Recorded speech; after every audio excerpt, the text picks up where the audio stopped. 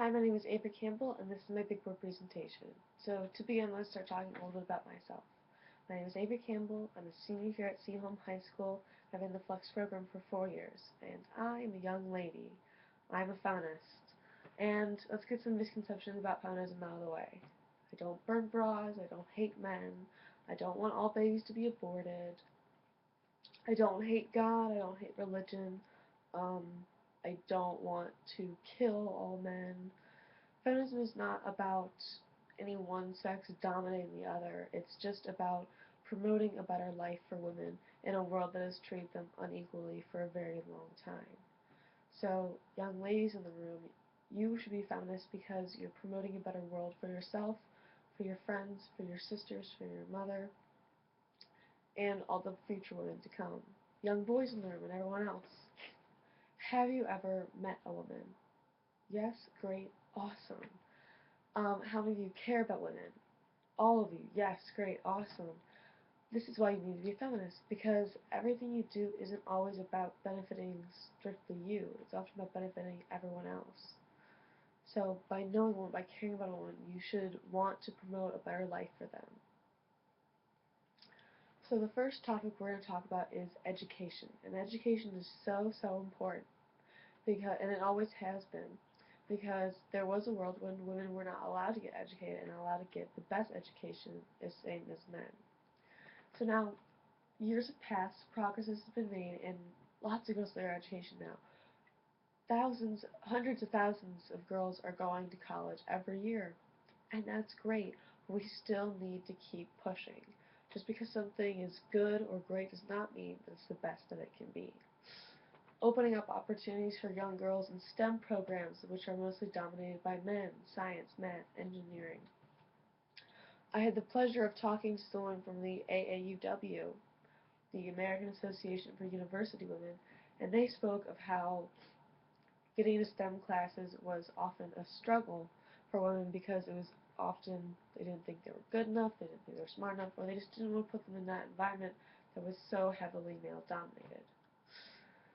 Now, moving on, we're going to be talking about body image and clothing choice. So, body image is very important in the feminist movement. Young girls are often bombarded with pictures in the media of unrealistic body types, only one type of body type, and are very confused about this because sometimes your body doesn't match up with what's on the TV. Now, that's very alienating for young girls because you want to seem like you fit in, but when you don't really look like anybody else, it's hard to do that. Not, not to mention, um, not to mention clothing choice. So young girls, when you're young, everyone looks the same, boys and girls, you all have the same articles of clothing, and then puberty happens.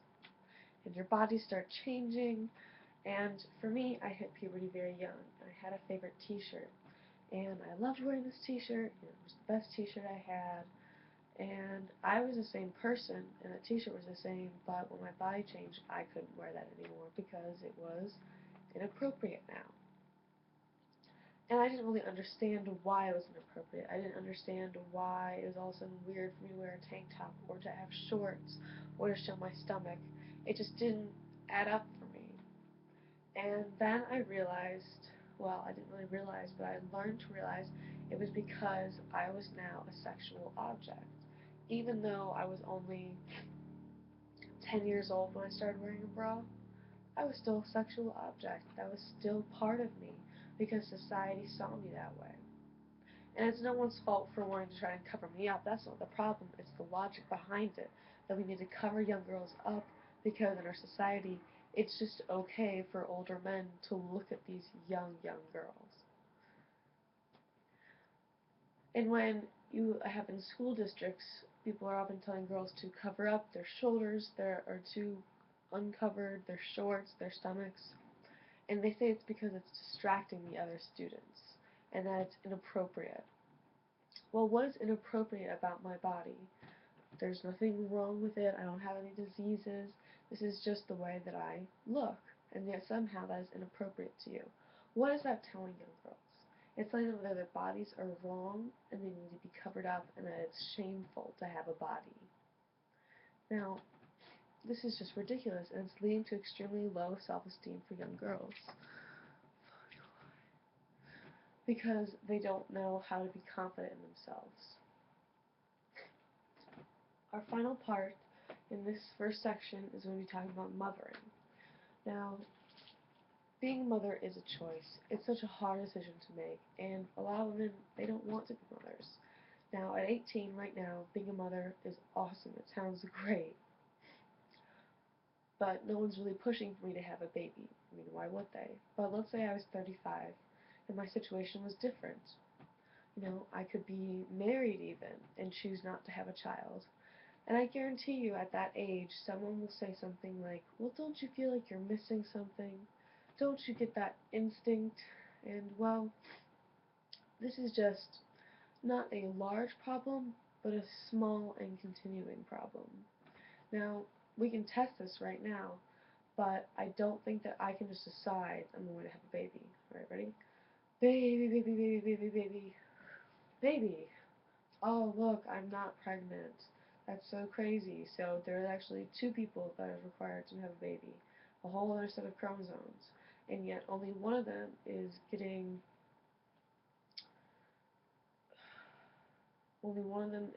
criticized for not having children.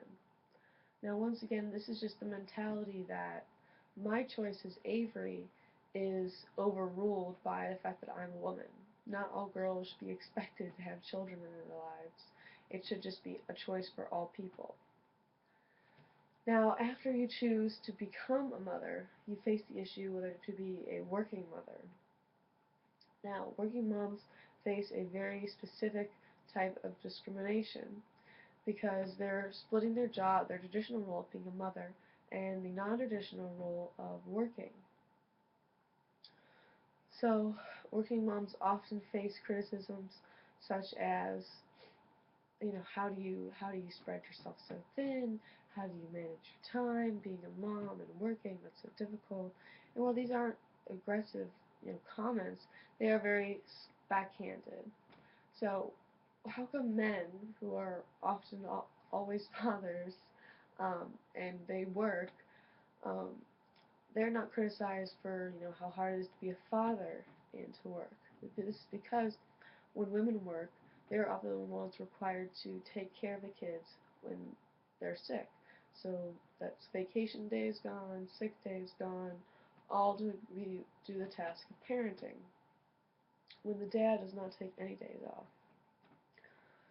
Um, So what this is doing is it's not allowing women to be promoted as easily. I came across a situation with my dad and his sales staff because he had a woman that he wanted to promote, and she's a really hard worker, really smart, great, great option. And he's like, I just can't hire her. And I was like, Dad, this is ridiculous. This is the 21st century. Like, you have a daughter. You have me as a daughter. How can you not do this? He's like, well, whenever her kid gets sick, whenever they need a ride, anything, she has to leave and, go do that, and that takes away from her work schedule. So she just couldn't work the amount of hours required for this position. And that made sense to me, like that clicked in my brain, but at the same time, it felt like something was still a little unjust. What companies have started doing is investing in their working moms. So you're a worker, you're doing good, and you decide to start having a family. So you'd be paired up with another woman in the same field as you, the same area, and then when you would have to go do parenting things, she would cover your job for a little bit. So anything that needed to be sent out, signed, done, just cover you for that day. Now, what this is doing is again investing in your women because that's saying that we don't just want you until you're pregnant, until you have your first child, but we want to invest in you in your entire lifetime because the more people you have working and held on staff, the better loyalty you have, and the more creativity you get in your workspace. So now on to heavier subjects. So the rape epidemic in the United States. Earlier this year, my friend was raped. It was a really scary and weird experience. I remember we were on the phone. She called me after it happened. I was asleep, so I called her back the next day.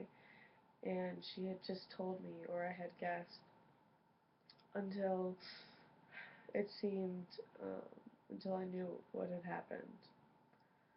Um,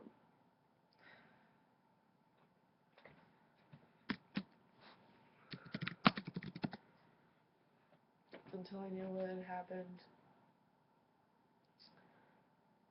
And we had to ask ourselves, should we call the police? Now, this was weird because we are two smart, well-educated young feminists who had to ask ourselves a simple question that's been told to us over the years and years and years of sexual abuse lectures at school. And yet we still had to ask ourselves, and that's why I understood that over 60% of rapes are unreported.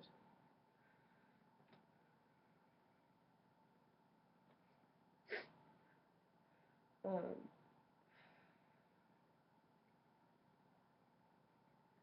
okay, I can't do this and just, okay, it's fine. I'm sorry, I'm just really, really tired.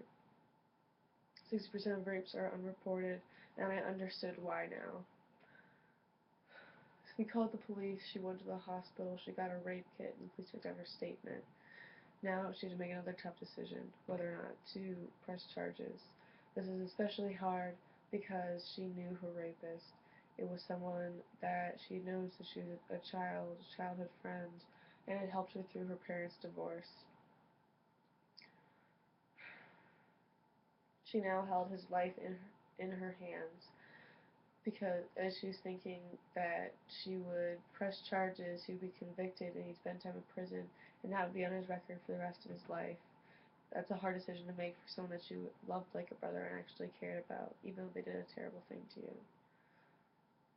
We took down her statement, and a couple of weeks later, she went in and talked to the police to press charges. The officer she was talking to told her that she could not press charges because there was not enough evidence. They said that she did not scream, she did not put up a fight, she knew the guy, she got into his car, um, and she was not allowed to press charges. Her rapist is still out today, and she has to think about that every day. The worst part was the fact that he didn't even know what he was doing was rape. It did not cross his mind that what he was doing was wrong. Her pleas of no, no, please stop, I don't want this, meant nothing to him, was just a little bit of foreplay. What can you do to prevent this? Educate your young people. You have to start changing your minds as society. You have to be an active, constant, and consistent force for feminism. That is the only way we'll get change. Thank you.